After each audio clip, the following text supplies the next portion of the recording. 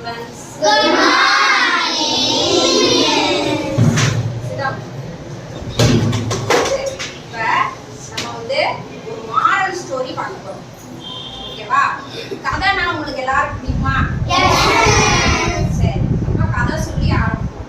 நிறைய பேர் என்ன பண்றீங்களா இப்ப எல்லாம் போன் பார்த்துட்டு டிவி பார்த்துட்டு ஸ்கூலுக்கு வராம வீட்லயே இருந்துறாங்க நிறைய பேர். அது தப்பா ரைட்டா? படிக்கிறது தான் ரொம்ப ரொம்ப இம்பார்ட்டன்ட். சோ கல்வியே அப்படிங்கிற தலைப்புல தான் உனக்கு ஒரு கதை சொல்ல போறேன். ஓகேவா? ஒரு பையன் இருந்தான். அத நம்ம இந்த பையன் இருக்கான்ல, இவன்தான் அந்த பையன். சரியா? இப்ப இந்த உலகத்துல நமக்கு வந்து என்னது, காசு பணத்தை விட எது வந்து நமக்கு ரொம்ப முக்கியம்? படிப்பு. சரியா? கல்வி தான் ரொம்ப ரொம்ப முக்கியம். சரியா? இந்த பையன் வந்து என்ன பண்றான், ஒரு நாள் ரயில்வே ஸ்டேஷன்ல உட்கார்ந்துருக்கான். சரியா? ரயில்வே ஸ்டேஷன்ல உட்கார்ந்துருக்கான். அவன் கையில வந்து ஒரு சின்ன பிட்டு பேப்பர் இருக்கும். அழுக்கு அப்படியே படிஞ்ச ஒரு பேப்பரை மடிச்சு வச்சிருப்பான். அது என்ன பேப்பரு அப்படின்னு சொல்லி அதை வந்து என்ன செய்வான், விரிச்சு விரிச்சு படிச்சுக்கிட்டே இருப்பான். அவன் கண்ணெல்லாம் கலங்கி ஒரே குளமா அப்படியே நிற்கும். கண்ணு கலங்கி உட்காந்துருப்பான். ரயில்வே ஸ்டேஷன்ல வந்து உட்காந்துருக்கான். சரியா? எதுக்காக அவன் அப்படி உட்காந்துருக்கான் அப்படின்னு பார்க்கும்போது, அந்த பேப்பரை பிரிச்சு படிக்கும்போது பார்த்தா அந்த பேப்பர் வந்து அவங்க அம்மா எழுதின பேப்பர். அவனுக்காண்டி எழுதின ஒரு லெட்டர். சரியா? ஏன் அவங்க அம்மா எழுதியிருக்காங்க அப்படின்னா, அவனுக்கு அம்மா இல்லையா அப்படின்னா, கொஞ்ச நாளைக்கு முன்னாலதான் என்ன பண்ணாங்க, அவங்க அம்மா இறந்து போயிட்டாங்க. அவங்க அம்மா என்ன பண்றா, ரயில்வே ஸ்டேஷன்ல உட்காந்துட்டு ரொம்ப சோகமா உட்காந்துட்டு அந்த பேப்பரை வச்சு படிக்கிறான். அதுல வந்து அவங்க அம்மா எழுதியிருக்காங்க. என்ன எழுதியிருக்காங்க, நீ வந்து எந்த ஒரு காலத்திலையும் என்ன செய்யக்கூடாது, படிப்பை மட்டும் விட்டுறவே கூடாது அப்படின்னு சொல்லி அந்த லெட்டர்ல எழுதியிருக்காங்க. அதை பார்த்துட்டு அவன் கண்ணு குடமாட்டி நினைச்சு பாக்குறான். நினைச்சு பார்க்கும்போது அவங்க அம்மா, அவங்க அப்பா, அந்த பையன் எல்லாருமே வந்து சந்தோஷமா இருக்காங்க. சந்தோஷமா இருக்கும்போது அவன் வந்து அப்ப வந்து மகிழ்ச்சியா இருக்கிற தருணம். அப்ப அவன் வந்து அம்மா அப்பா வந்து ரெண்டு பேருமே நல்லா வேலைக்கு போயிட்டு அவனை என்ன பண்றாங்க, ஸ்கூலுக்கு அனுப்பி வைக்கிறாங்க. சரியா? ஸ்கூலுக்கு அனுப்பி வைக்கும் போது அப்ப அவன் நல்லபடியா படிச்சுட்டு இருக்கான். ஸ்கூல்ல படிச்சுட்டு இருக்கான். அவங்க அம்மாவும் வந்து என்னது, ஒரு ஸ்கூல் டீச்சர், ஸ்கூல்ல வந்து வேலை பார்க்குறாங்க, டீச்சரா இருக்காங்க. அவன் அப்ப ரொம்ப சந்தோஷமா இருக்கான். ரெண்டு பேரும் வேலை பார்த்து பள்ளிக்கூடத்துக்கு போகும்போது அப்பயும் அவங்க அம்மா என்ன சொல்லுவாங்க, நம்ம வந்து எந்த காலத்துலயும் என்ன செய்யக்கூடாதுப்பா, படிக்கிறத மட்டும் விட்டுறவே கூடாது, நல்லா படிக்கணும் அப்படின்னு சொல்லி சொல்றாங்க. அவங்க அம்மா சொன்னதெல்லாம் அவன் வந்து ரயில்வே ஸ்டேஷன்ல உட்காந்து என்ன பண்றான், நினைச்சு பார்த்துட்டே இருக்கான். ஒரு நாள் என்ன ஆகுது, அவங்க அம்மாவுக்கு ரொம்ப உடம்பு முடியாம போயிடுச்சு. அவங்க வந்து ஒரு கிராமத்துல இருக்காங்க.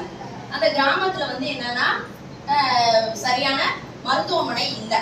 அவங்க அம்மா உடம்பு முடியாம இருந்து என்ன பண்ணிட்டாங்க, மருத்துவமனையில காட்ட முடியாம என்ன செஞ்சுட்டாங்க, இறந்து போயிட்டாங்க.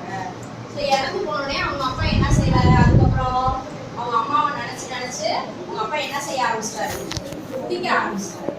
சரியா?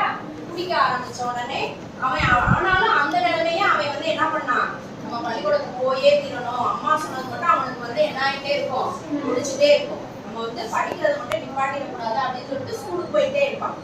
ஆனா ஒரு கட்டத்துல என்ன ஆயிடும், அவங்க அப்பாட்ட இருக்க காசு பூரா என்ன பண்ணிடுவாரு, குடிச்சு அழிச்சிருவாரு, தீர்த்துருவாரு.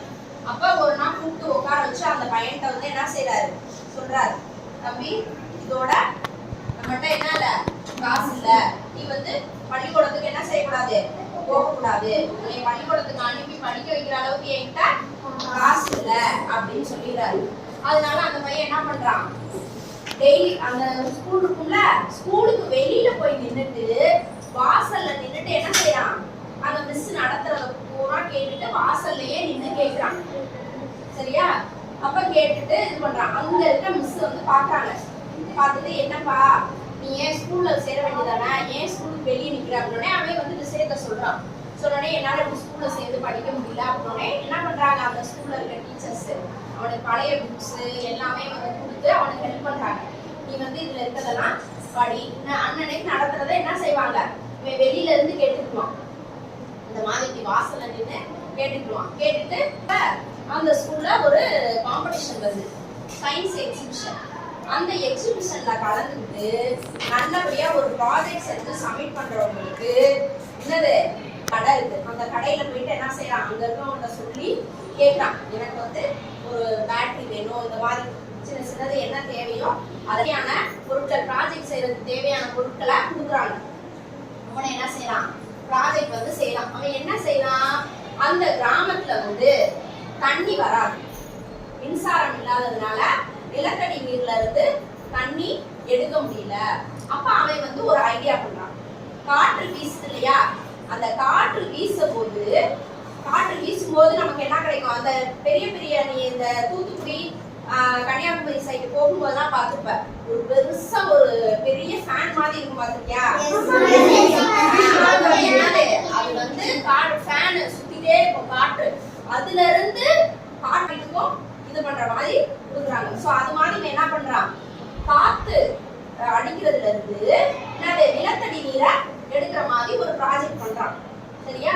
அத வந்து என்ன பண்ணலாம், இந்த கிராமத்துல வந்து தண்ணியே இல்லாதனால அத ரியல் லைஃப்ல எப்படி அப்ளை பண்றதுன்ற அப்ளிகேஷனையும் அவன் வந்து என்ன சொல்றான், அந்த சயின்ஸ் எக்ஸிபிஷன்ல வந்து சொல்றான். சொன்னோடனே ஜட்ஜஸ் எல்லாமே என்ன செஞ்சுறாங்க, அவனுக்கு கைதட்டி அவனுக்கு வந்து ஸ்காலர்ஷிப்பை கொடுத்துறாங்க. ஒரு ஸ்கூல்ல போய் சேர்றதுக்கான ஸ்காலர்ஷிப்பை என்ன செஞ்சுறாங்க, கொடுத்துறாங்க. அவன் சந்தோஷமா அவனுக்கு என்ன கிடைச்சிருச்சு, அவார்டு கிடைச்சிருச்சு, ஸ்காலர்ஷிப் கிடைச்சிருச்சு, ஒரு பெரிய ஸ்கூல்ல சேர்றதுக்கான சீட்டும் கிடைச்சிருச்சு. கடைசியா திரும்ப போய் அவன் எங்க உட்கார்றான், திரும்பவும் கடைசியில ரயில்வே ஸ்டேஷன்ல உட்கார்றான். இப்போ வந்து ரயில்வே ஸ்டேஷன்ல எப்படி உட்கார்றான், அழுதுட்டு உட்கார்ந்துருக்கானா, சந்தோஷமா சிரிச்சுட்டே திரும்பவும் அவங்க அம்மா கொடுத்த அந்த லெட்டர் வந்து என்ன செய்யறான், பிரிச்சு படிச்சு பார்க்கறான். அதுல திரும்ப அவங்க அம்மா என்ன எழுதிட்டாங்க, எந்த ஒரு சூழ்நிலையிலையும் கல்வியை மட்டும் விட்டுறவே கூடாது அப்படின்னு சொல்லி சொல்றாங்க. சரியா? அதனால கல்விதான் நமக்கு சிறந்த செல்வம். இப்ப அவன் படிக்காம இருந்தான், அவங்க அப்பா வந்து நீ ஸ்கூலுக்கு எல்லாம் போக கூடாதுடா அப்படின்னு சொல்லிட்டாரு. ஆனா அவன் வந்து திரும்ப அந்த அவனுடைய விடாமுயற்சி தன்னம்பிக்கை அதை வந்து என்ன பண்ணா, விடாம என்ன பண்ணிட்டே இருந்தான், நம்ம படிச்சே தீரணும் அப்படின்னு சொல்ல அவங்க அம்மா சொன்னத வேத வாக்கா எடுத்துட்டு என்ன பண்ணா, ஸ்கூலுக்கு போயிட்டே இருந்தான். அவனுக்கு இப்ப என்ன கிடைச்சிருச்சு, ஸ்கூல்ல படிக்கிறதுக்கு இடம் கிடைச்சிருச்சு, சீட் கிடைச்சிருச்சு.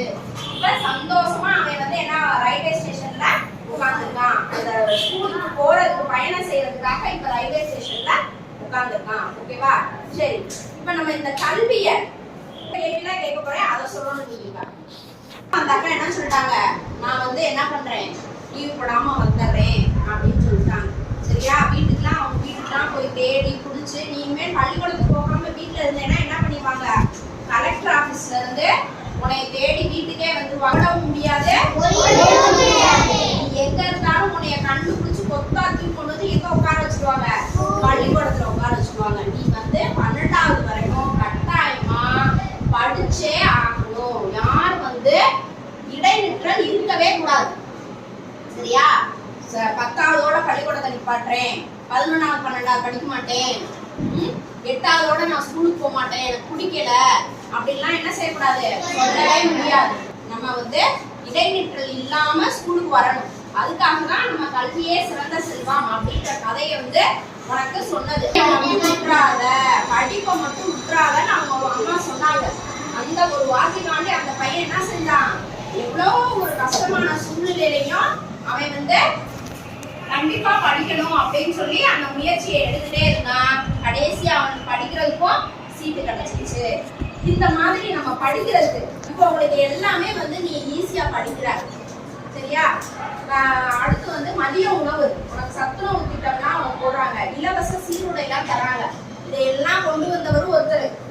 அவர் யாரு? அவருக்கு வந்து நிறைய பேர் இருக்கு. என்னென்ன பேர் இருக்குன்னு பாப்போமா? கல்வி கண் திறந்தவர். கல்வி கண் திறந்தவர் யாரு? அடுத்து என்னது? படிக்காத மேதை. அவருக்கு இன்னொரு பேரு. அடுத்து இன்னொரு பேர் என்னன்னு பாப்போம். கருப்பு காந்தி. அப்புறம்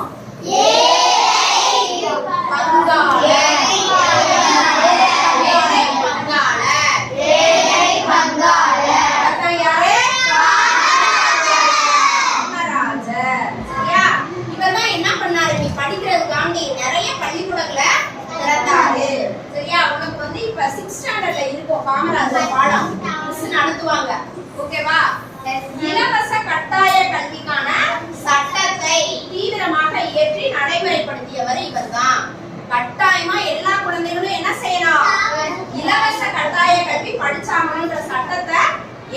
பண்ணவரு. அப்புறம் என்னது? நீ வந்து ஸ்கூலுக்கு வர்ற, ஆனா பசி இல்லாம படிக்கணும்ல, அப்ப என்ன செய்யணும்? உனக்கு மதிய உணவு சத்துணவு கொடுக்கணும் அப்படின்னு சொல்லி அதை ஏற்பாடு பண்ணாரு. ஏற்றத்தாழ்வு இல்லாம குழந்தைங்க எல்லாருமே ஸ்கூலுக்கு வரணும் அப்படின்றதுக்காண்டி இப்ப நீ என்ன போட்டிருக்க? எல்லாரும் யூனிஃபார்ம் சீருடை போட்டுட்டேல, அந்த சீருடைய கொண்டு வந்தவரும் அவர்தான். இவருக்கு என்ன ரத்ன பாரத ரத்னா விருது வழங்குறாங்க மத்திய அரசு. அடுத்து அவர் வந்து வாழ்ந்தார்ல சென்னை இல்லம் விருதுநகர் இல்லத்தை எல்லாம் என்ன பண்ணிருக்காங்க? அரசாங்கம் வந்து அரசுடைமையாக்கப்பட்டு அதை நினைவு இல்லமா ஆக்கிட்டாங்க. சென்னை மெரினா கடற்கரையில இவரோட சிலை வச்சிருக்காங்க. அப்புறம் இது என்னது? மணிமண்டபம். அது எங்க இருக்கு? இவரோட மணிமண்டபம், காமராஜருக்குரிய மணிமண்டபம் இருக்கு. சரியா? இது போல நம்மளுடைய கல்வி கண் திறந்தவர் காமராஜர். அப்புறம் என்ன பாரு, அவரோட பேரை கொடுத்திருக்காங்க. சரியா? சென்னை ஏர்போர்ட் விமான நிலையத்துக்கு அவருடைய பெயர் சூட்டப்பட்டுள்ளது. இந்த மாதிரி எல்லா பெருமையும் அவருக்கு இருக்கு. ஓகேவா? திறந்தவர் தான் யாரு? அவர் என்ன பண்ணாரு? நீங்க எல்லாரும் படிக்கணும்னு தொடக்கப்பள்ளி, உயர்நிலை பள்ளி, மேல்நிலை பள்ளி அப்படி நிறைய வந்து திறந்தார். இப்ப ஒரு நடுவுல ஒரு ஆறு போகுதுன்னு வச்சுக்கோ. அப்ப என்ன, அந்த ஆத்துக்கு அந்த பக்கம் இருக்கிறவங்க என்ன செய்ய மாட்டாங்களா? படிக்கிறதுக்கு வரமாட்டாங்களா? அப்ப வந்து அதிகாரிகிட்ட கேட்கிறாரு, இப்ப வெள்ளம் வந்துச்சுன்னா என்னையா பண்ணுவாங்க? இவங்க வரமாட்டாங்க படிக்க. அப்ப நீ ரூல மாத்து, ரூல்ஸ மாத்து, இந்த பக்கம் இந்த இதை காரணம் காட்டு. வெள்ளம் வந்து அதனால மாணவன் படிக்க வரமாட்டான், ஆத்துக்கு அந்த பக்கம் ஒரு பள்ளிக்கூடத்தை தர. அப்ப அவர் வந்து அதிகாரி சொல்றாரு, இந்த ரூல்ஸ்லயே இல்லைங்கய்யா, இவ்வளவு டிஸ்டன்ஸ்க்குள்ளதான் பள்ளிக்கூடம் இருக்கணும் அப்படின்னு சொல்லி, நீ இந்த காரணத்தை சொல்லியா அப்படின்னு சொல்லி என்ன சொல்றாரு? நடுவுல ஆறு ஓடுது, வெள்ளம் வந்துச்சுன்னா மாணவன் படிக்க வர மாட்டான், அதனால இதுக்கு ஒரு பள்ளிக்கூடம் திறக்கிறேன்னு தர அப்படின்னு சொல்லி மாணவர்கள் எல்லாரும் படிக்கணும்ன்றதுக்காக ரூல்ஸ் எல்லாம் மாத்தி பள்ளிக்கூடங்களை நிறைய திறந்து வச்சவரு அவர் தான். சோ அதனால நமக்கு நீ வந்து இப்ப இலவசமான படிப்பு படிக்கிற, சீருடை, இலவச சீருடை, இலவசமா மதிய சத்துணவு திட்டம், இது எல்லாத்தையும் கொண்டு வந்தவர், கல்வி கண் திறந்தவர் காமராஜர். நாளைக்கு என்ன நாள்? அதை நம்ம என்ன நாளா கொண்டாடுறோம்? கல்வி வளர்ச்சி நாளா கொண்டாடுறோம். சரியா? சோ அதனால கல்வி வந்து எப்பவுமே நமக்கு ரொம்ப ரொம்ப முக்கியம். அதனால எந்த ஒரு சூழ்நிலையும் நம்ம என்ன செஞ்சிடக்கூடாது?